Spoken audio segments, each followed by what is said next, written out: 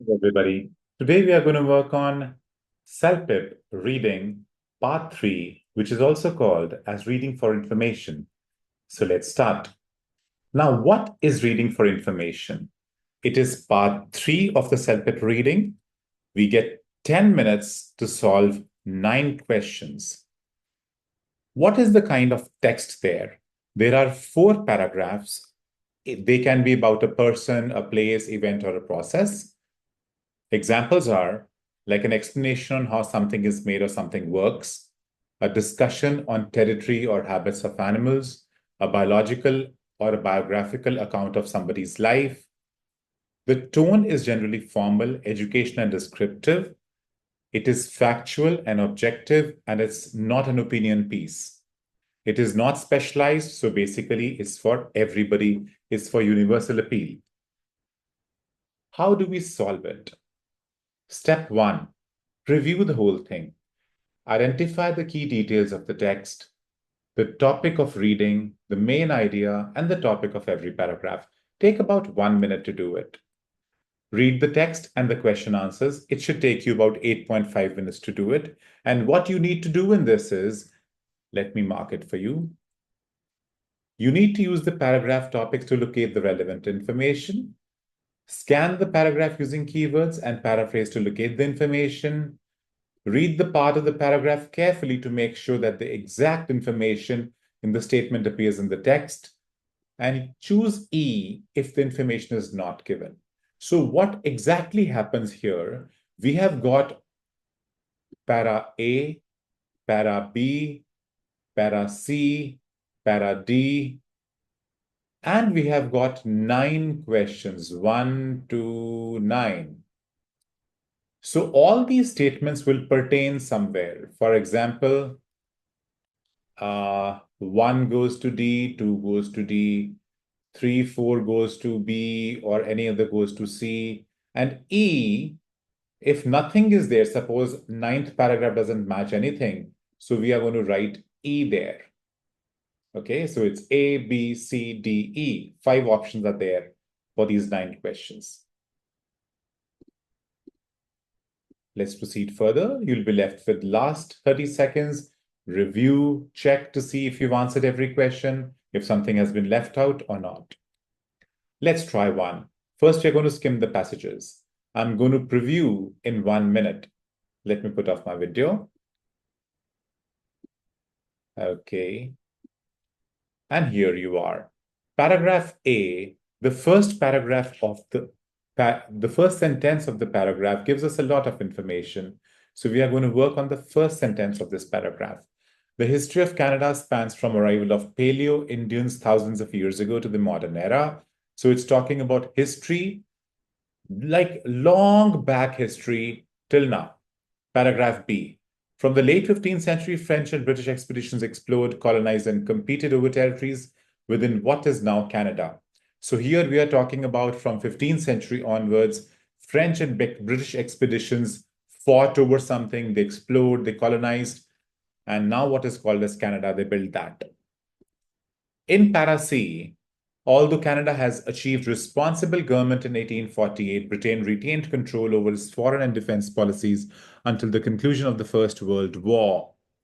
That means Britain had a control on Canada till the First World War. D.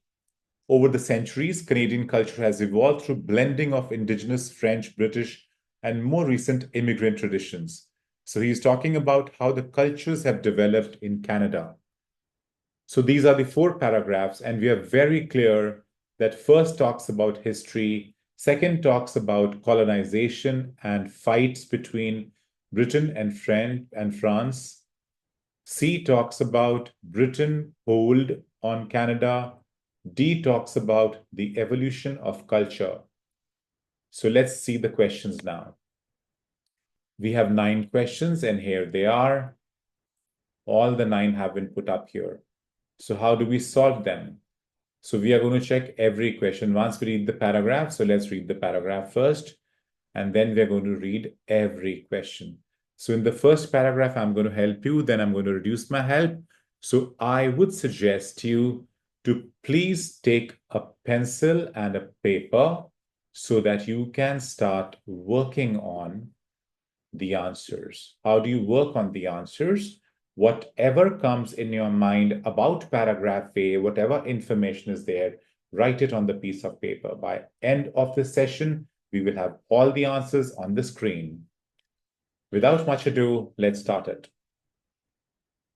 The history of Canada spans from arrival of the Paleo-Indians thousands of years ago to the modern era. Long before European colonization, the land now known as Canada was home to indigenous people who lived there. One second. Who lived there for thousands of years, developing unique trade systems, spiritual practices, and social structures.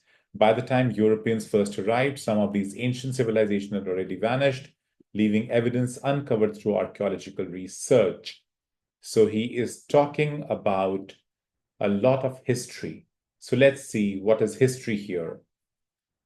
First, Canadian culture has been influenced by the US. It's not talking about the US. Canada expanded by incorporating new provinces have not been talked about. The history of Canada dates back to 1848. We don't have 1848 in this paragraph. Some indigenous civilizations have gone extinct by the time Europeans arrived. Can be one of the options. Canadian culture is a combination of other cultures, doesn't talk about it. French and British expeditions began fighting over the present-day Canada in 1400s, doesn't talk about that. Indigenous people have been living in Canada for thousands of years, can be it. Britain controlled certain what? Britain controlled certain policies in Canada until the end of the First World War. Alberta joined the Confederation in 1949. So basically, we have very clear-cut two answers, number 4 and number 7. So we write it on a piece of paper, number 4 and number 7, and we see what the answers are. So the answers are number 4 and number 7. It is perfectly correct. So let's move on to para number B. Let's figure it out. Para B. The 9 questions remain the same. I'm not going to read the questions again for you. I will just read the paragraph this time, and I will give you 1 minute to think on it.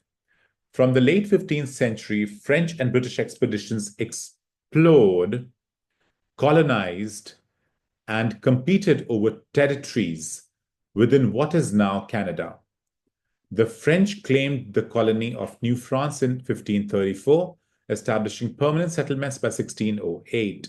Following France's defeat in the 7 Years' War, almost all its North American holdings were ceded to Britain in 1763.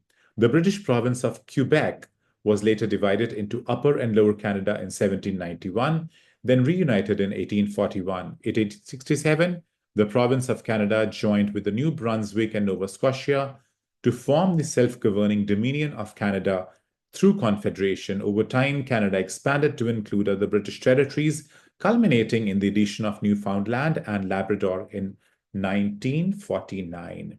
So now you have got a lot of material. So what you need to do, you need to figure out what the answers are. It can be 1 or it can be 2 question statements in this paragraph. So I'll give you some time to think on it.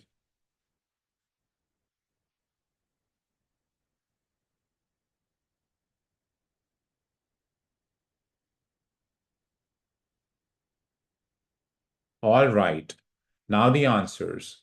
And the answers are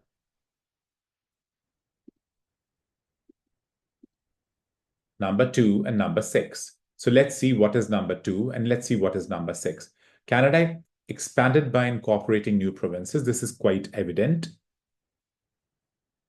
French and British expeditions began fighting over present-day Canada in 1400s. That's also very evident. So here they are competing over territories. Competed is fighting. Now, 1400 is not mentioned here. What do we do? Well, there is 15th century.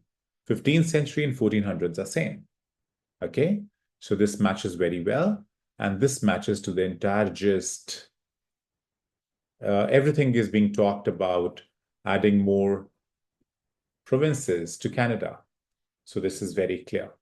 So let's see our next one. The next one is going to be para number C. So in this para, I am not going to help you in anything regarding the questions, but I'll definitely read the passage. Although Canada has achieved responsible government in 1848, Britain retained control over its foreign and defense policies until the conclusion of the First World War. The Statute of Westminster, passed in 1931, affirmed Canada's status as equal to the United Kingdom. With the repatriation of the Constitution in 1982, Canada eliminated its remaining legal ties to the British Parliament. Today, Canada is a parliamentary democracy and a constitutional monarchy, comprising 10 provinces and 3 territories, with British Crown as the head of state. So it's basically talking about Britain, Britain, Britain. So where is Britain? Let us see, where is Britain? So question number 8, or statement number 8. Britain controlled certain policies in Canada until the end of the First World War. So now we have a lot of things ready with us. So we are done with 3 paragraphs, that's A, B, and C, and we have chosen 5 statements. 4 statements are left, out of which 1 or 2 are going to be E, 2 or 3 might be D. Generally, it is not more than 2. Generally, it's not more than 2. Okay. So in very rare cases, you may find 3 statements matching a particular para, but generally it's not that. Okay. So let's go to D. I'm going to read this paragraph once again, but you are going to do the choosing. Over the centuries, Canadian culture has evolved through the blending of Indigenous French, British, and more recently immigrant traditions. This cultural mosaic has been significantly shaped by Canada's linguistic, geographic, and economic proximity to the United States. Since the end of the Second World War, Canadians have actively embraced multilateralism on the global stage and prioritized socioeconomic development at home. I'll give you some time.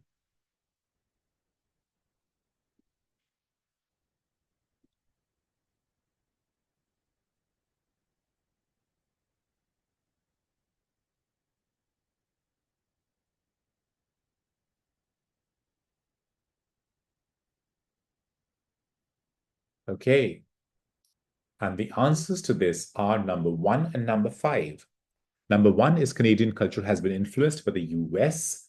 So can we see anything there of the US?